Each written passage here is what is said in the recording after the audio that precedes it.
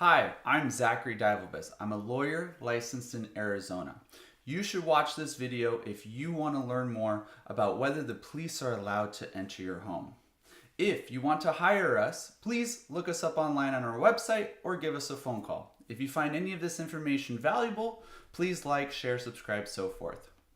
What we have here is what's going to be part of a three-part series going into home searches. Home searches are a big thing here in Arizona and quite frankly probably everywhere in the US. But since we're licensed here in Arizona, we want to get in depth at least to the basic general knowledge of what is allowed to happen, what are search warrants, what protections do you have at your home, and to see if you can try and get rid of some of the evidence if this has happened to you. So, first, we have the greatest amount of protection from unreasonable searches and seizures in our home. This is because we have the greatest expectation of privacy while we're in our homes. The Fourth Amendment protects a person, your home, your belongings from unreasonable searches and seizures, requiring law enforcement, the police, to obtain warrants that are based on probable cause and specifically describe the places to be searched and the items to be seized. If law enforcement officers, the police, obtain the evidence illegally in violation of the Fourth Amendment, then the exclusionary rule will prevent that evidence from being used against you in court, unless the circumstances surrounding the search and seizure fall within one of the many exceptions to the warrant requirement and exclusionary rule. We've created some charts that I'm going to show forward that go over some of the common questions, some of the flows that happen. These charts and these videos are not going to be all-inclusive. You should not try and do this on your own. You should always hire a lawyer if some of this applies. Going forward here. First, how do you know if a legal warrant has been issued under the Fourth Amendment? All right, so here's what we're going to look at first. First, does the warrant show probable cause to believe that a crime was committed, or that contraband of evidence or evidence of a crime will be found at the location searched?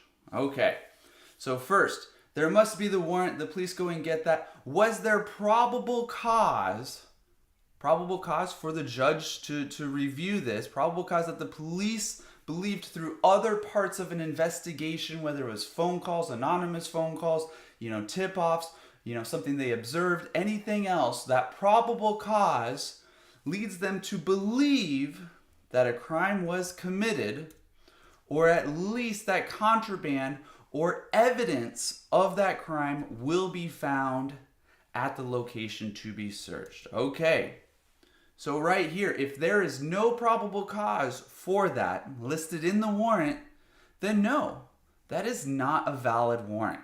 We've got a problem there. We should be definitely getting rid of that warrant if there's no probable cause for those specific things. In these videos, I'm not going to get into a ton of different examples or else we could be here for a few hours. So moving on though, if there is probable cause that there's the crime committed, that we've got the contraband potentially there or evidence of the crime there and the specific locations of where to be searched, then we're going to move forward. Next, we've got to ask, are these facts are the circumstances of the situation of your case. Legally, we call them facts. Are these facts showing probable cause? Were they stated under oath or affirmation? Very important. The police have to swear, and it's written down for them to swear, that they are under oath or affirmation that the probable cause they referred to up here about the facts of your case, facts of your situation, were made under oath. If the police were not under oath or did not swear with their affirmation, then it's not going to be a valid warrant. Very, very rare does this actually become an issue today legally in Arizona and Maricopa County. Very rare that this would happen. So it'd be a totally out of the blue situation that the police walked up to a judge and said, hey, sign this piece of paper, behind the table, nobody knew about it, and they didn't sign their certificate of affirmation saying that they were under oath. Very rare that that would happen, but definitely one of the things that your lawyer's looking out for. Moving next, are the places to be searched and the people or things to be seized described in detail? Okay, This one is a very important factor here.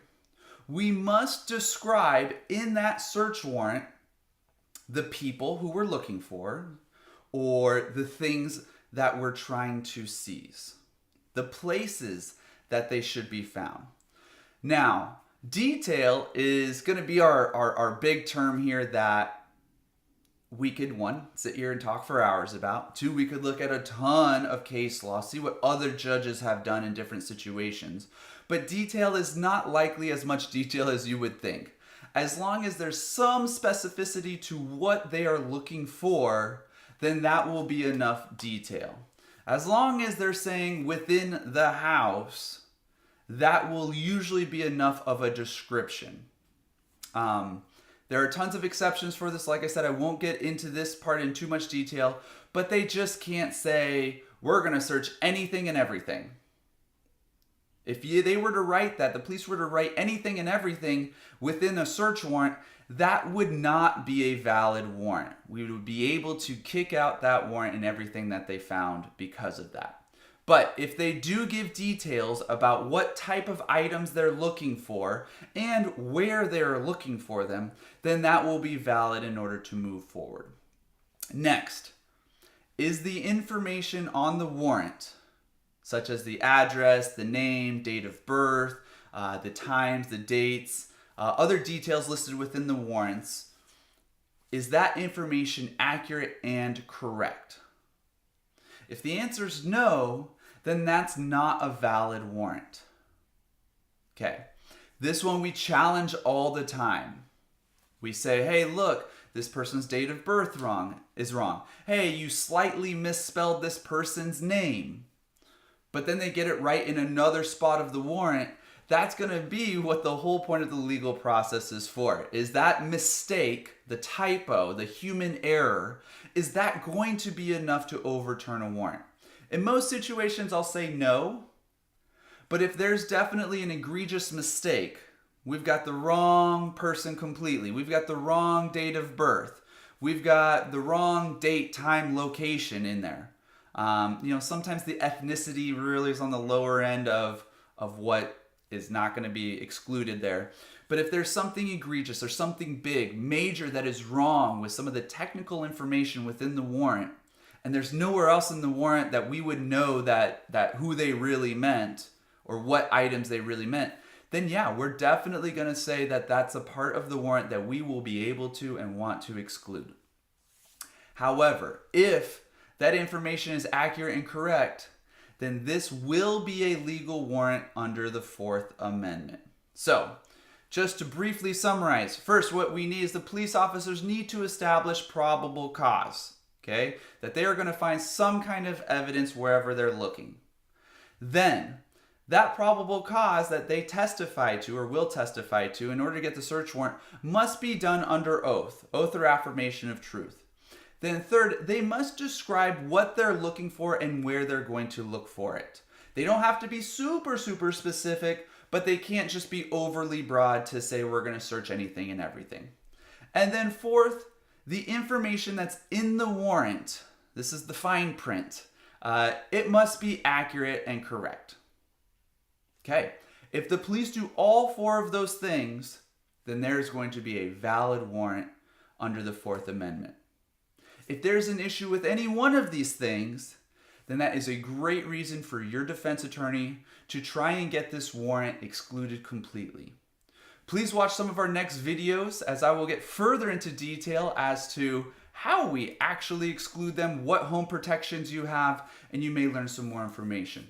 Once again, if you thought this video was helpful, useful in any way, please like, share, subscribe, send it to your friends. Let us know if you have any questions. Please feel free to reach out to us. Go to our website. Let us know if you have any questions.